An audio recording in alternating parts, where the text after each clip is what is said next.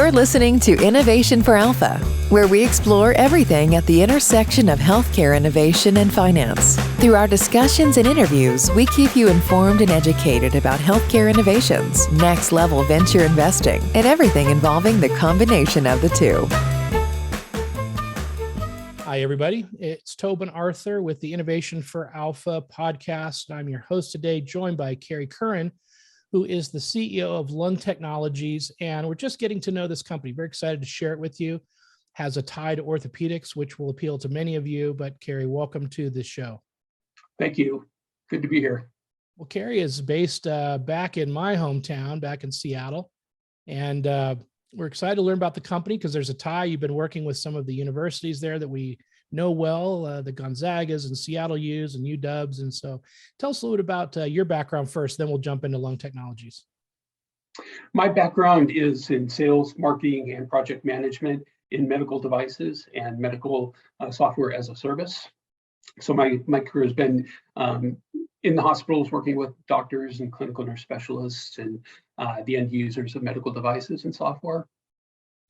So how did that lead you to this company? What was the impetus for this?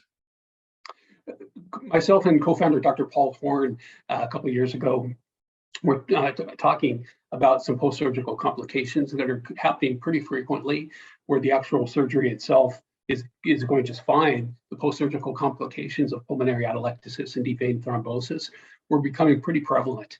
And this was kind of frustrating the doctors because the patient's staying for an additional 7 to 10 days. And of course, the costs go up with that also.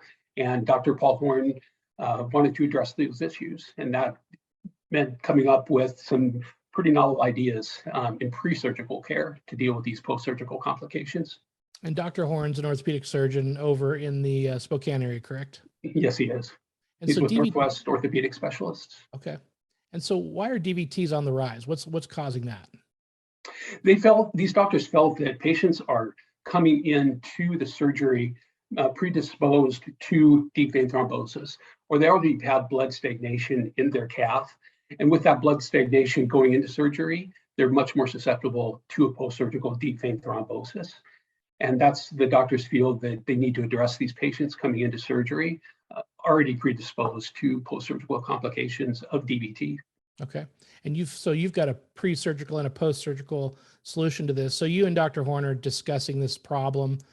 What was the next step? What led you to the current products and prototypes that you're developing? The next step was, okay, if we have the ideas, how are we going to develop these ideas?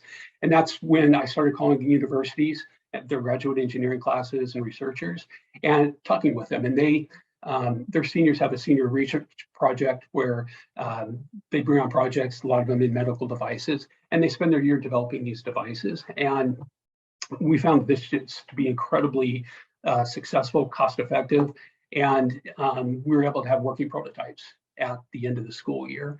And that's why we've worked with universities for the last couple of years around the state. It's been really successful projects.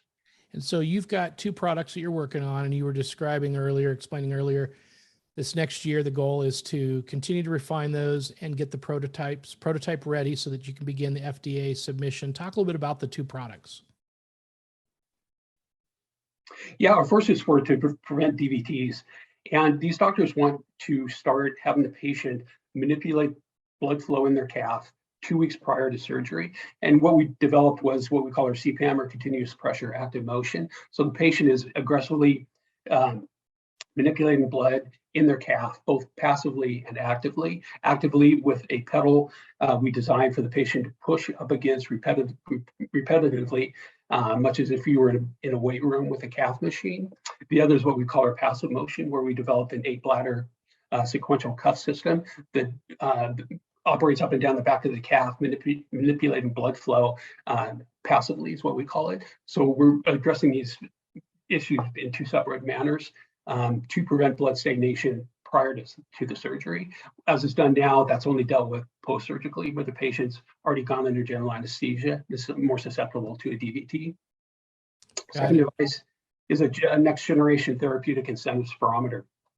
Where this device currently is given to the patient only post-surgically, these doctors want the patient to start working on an extended spirometer prior to surgery. And what that is doing is improving their lung alveolar health, or where the CO2 and the O2 are exchanged. This is another area where the doctors felt these patients are coming in with already poor lung alveolar health. And then the general anesthesia just makes them much more susceptible to pulmonary atelectasis, fever, and pneumonia following surgery.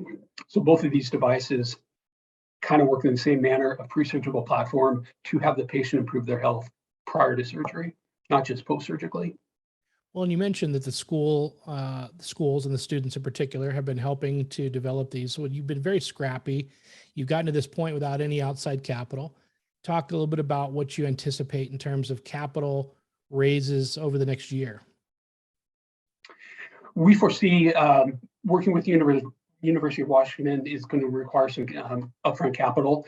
They operate a little bit differently than Seattle Pacific and Gonzaga. So we'd be looking at six-figure investments to finalize our product development and have a full complete line of incentive spirometers and finish our line of DVT. And that's really what our next year is going to entail, is finalizing with all the products. And you talked about the FDA. You expect that to be a relatively efficient process. Talk about that a little bit.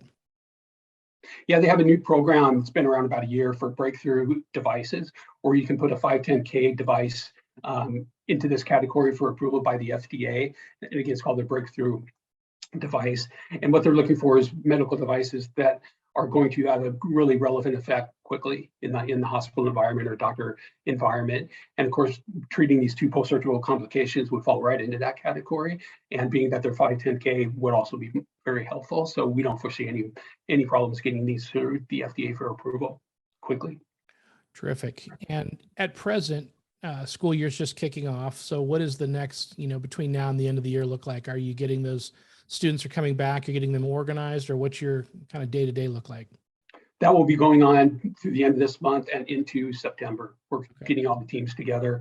It's multidisciplinary teams of electrical, computer, and mechanical engineers all working together. And the next probably 30 to 60 days is just getting all the teams together, going over the projects and them understanding what we're looking for, and having a clear timeline of how the project's going to progress throughout the school year. And that's been very effective the last couple of years working with these universities, meeting with them weekly, staying on the same page, makes the projects just go really, really smoothly and effectively. And we've been very fortunate to have university professors working on these projects, both in electrical, mechanical, and computer. So they're hand to hand on a daily basis, really working with these students on their projects and giving them good advice and where to go and answering a lot of questions. So it's been really successful projects. Nice. And is Dr. Horn and his associates still involved in terms of giving you feedback and kind of helping you with a feedback loop there? Yeah, I give them updates on where the projects are going. Listen to any advice they may have. They sit on some of our Zoom meetings when we meet weekly and ask any questions of the engineers, provide their feedback, of course, and they've just been a valuable resource in the product development. So you must be chomping at the bit a little bit as a guy that comes from the sales and marketing background. This commercial, this development phase is required, obviously, but once you get commercial, then you can kick into high gear. Well, the cool thing about our projects is something that is going to be really relevant to healthcare and to a patient's health. And it's kind of a novel idea, pre-surgical health. I think it's one of the next really big markets out there, taking care of the patient before they come into surgery, not just afterwards. So it's an exciting market, and it's always exciting to be able to sell something new and innovative into the hospital environment, because hospital people are generally gadget people. They like looking at new stuff. So being able to sell something that's really novel and innovative is always a lot of fun for a salesperson. Yeah, absolutely. And maybe let's close with, you had shared with me an article in Fierce Biotech that referenced some work J&J is doing. Maybe just touch on that a little bit. Yeah, the head of products, medical devices at Johnson & Johnson a couple months ago was interviewing with a magazine that you mentioned, and he said J&J is developing a pre-surgical platforms to start addressing a patient's health prior to surgery, not just after surgery. And that kind of validated what our ideas is to improve the patient health prior to surgery.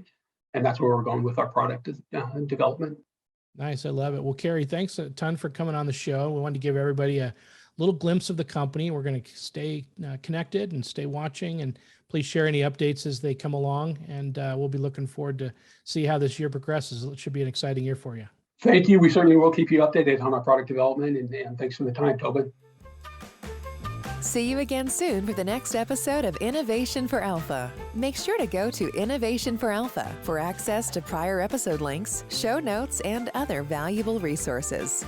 This show is for entertainment purposes only. Before making any investment decisions, please consult with a professional. This show is copyrighted by Angel MD Media, and written permission must be granted before syndication or rebroadcasting.